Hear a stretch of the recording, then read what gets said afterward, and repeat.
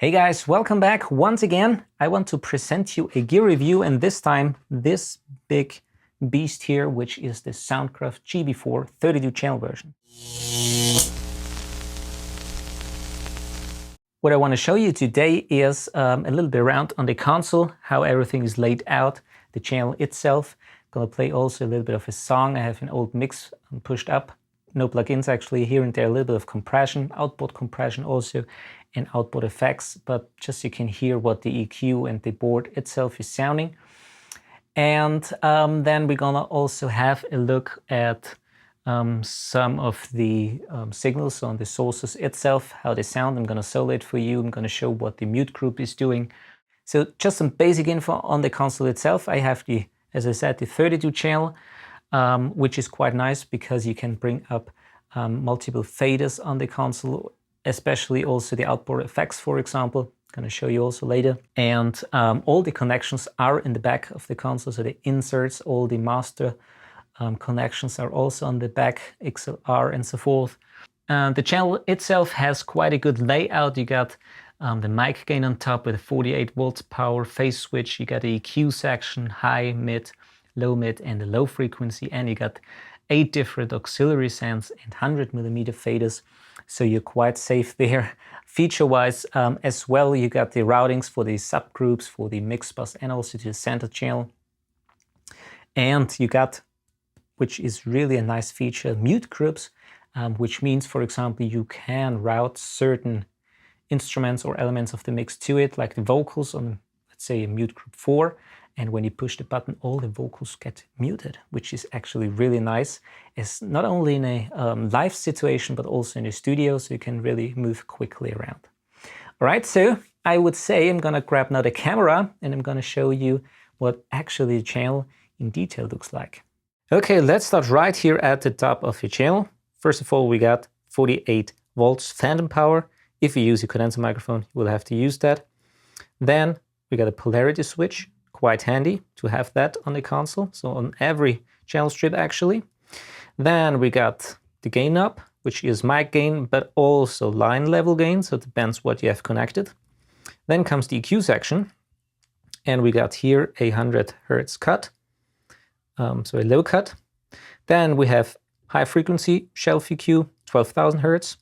Then we have a high mid, which ranges from 550 to 13,000 Hz, again with the gain up. Basically same here on the low mid, the gain up, and this is the range from 80 to 1.9 kilohertz. Then we got a low frequency, which is again same as the high, a shelf EQ, and this is 60 Hz fixed. All right, and of course a button for engaging and disengaging the EQ. So next here comes the auxiliary section. We got 8 of them. 1 to 4 are pre-fader and 5 to 8 are pre or post, so you can decide what you want to do with them. I use the first ones as they are pre for monitoring, headphone mixes and so forth, and 5 to 8 are connected to the external effects in the rack, and of course I have them in post. Then we have pen knob, left and right, and we got a 100mm fader, which is actually, or feels quite nice. Has a little bit of resistance, but not too much. We got here on top the mute button. Then we got the selector for getting the signal to the center channel or to left and right mix bus, group 1 and 2, and group 3 and 4. Then we got a kind of small LED display, -10, 0, +8, and +16. So you can see if there is a signal on the channel and how much is going into it approximately. And then we got the switches for the mute groups, which is very, very nice. Mute group 1, 2, 3, and 4. And we got the PFL button here, so you can actually see how it sounds in solo. All right, so on top on the master section here, we have the metering. Got group 1 to 4 and left, right, so the mix bus and the sound channel. The range is -20 to +18, where to +9 it is green, and then we have some yellow, 2 yellow of them, and a red one, so you're actually peaking. Then we got the matrix section here, where you can actually decide where you want to route the signal. For example, the groups or left and right. We have got 4 matrix outputs, 1 to 4. For example, I use them in pair. So I have a stereo output, 2 of them, matrix 1, matrix 2 on the left-right channel, and as well as on the center channel.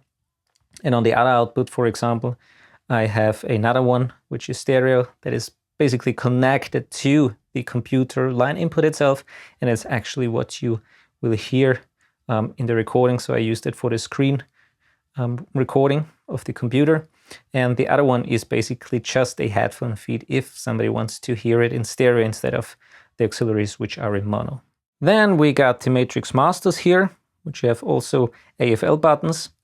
Then comes the auxiliary section with the masters 5 to 8 and 1 to 4. And as this is actually basically a live console, you can switch the auxiliaries to the groups. So you can also use the faders, for example, depends what you want to do. Then below the auxiliary, we got the group section actually. You can decide if you want to use it also on the center channel or on the mix bus, left and right only. On each group, there's also a pan knob, of course. I use it, for example, as you can see, in a stereo configuration. So I have left and right panned fully. So I use group 1 and 2 and 3 and 4, for example. I have the drum bus here and the instrument bus. On the mix bus, left and right, and I also use a bass bus, which is the center channel here. Then we got here the recording or alternative output, which is, in my case, I use one output for the audio interface. So I can record the whole signal of the mix bus, and one is going to the tape machine. I have here plus C, which stands for plus center actually. So I have on the mix bus also the center, which is my bass bus. You can also use it in mono, for example. Then we got a gain knob, how much level you want to have on the recording output. And there's also a limiter, which can be quite nice, for example, if you use it live, so you don't clip your signal, just for safety. And then we got also a talkback with a level. There is on the back is a XLR input for a microphone, and you can talk to the groups and the auxiliaries. Then beside of that is stereo return 1 and stereo return 2. I don't use that at the moment. For example, you can use it for other devices like CD players or something like that you can bring back into the console if you don't want to use a dedicated channel for that. And you can send them to group 1 or 2 or to the mix bus, and in that case 3 and 4 in mix bus. Finally, we have here the monitoring section. There is a 2-track to mix, so you can also route the 2-track to the mix back. Can be in a live situation quite nice. We got the 2-track level, and currently I'm monitoring actually from the 2-track, so I can really hear the signal that it's going out from the console of the mix bus into the audio converters, and it's going back into the 2-track.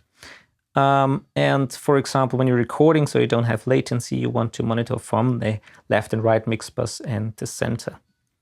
All right. And we have the control room output and a headphone output, which is this output here. And on the control room output, as this console has just one monitoring output, I use the Mackie Big Knob Passive. I have also a video on that on my channel. If you're interested in that, you can check that out. And on this device, I have the 2 monitors, so the small one and the big one. So I can switch between the sources and also between the monitors. Okay. And finally, we have also here the mute groups that I showed you before on the channel. So 1, 2, 3, and 4. So for example, on mute group 1, there are all the drums. So I can, for example, just mute them. And on the group 2, I have all the instruments. Then on 3, all the effects. And on 4, you got the vocals. So that's quite handy if you want to really quickly mute multiple things. And you can really get it very effective and very fast. Okay, so that's basically the console itself and all the features it has. And you probably want to hear now a little bit. I have here an old mix, which has actually, I think, basically no or nearly no plugins in it. So it's a very, very unprocessed track. I have dialed in just some moves with EQ, and we're gonna here and there solo something, some instruments, and I'm gonna play around a little bit with EQ so you can actually hear what it's doing and how it actually sounds.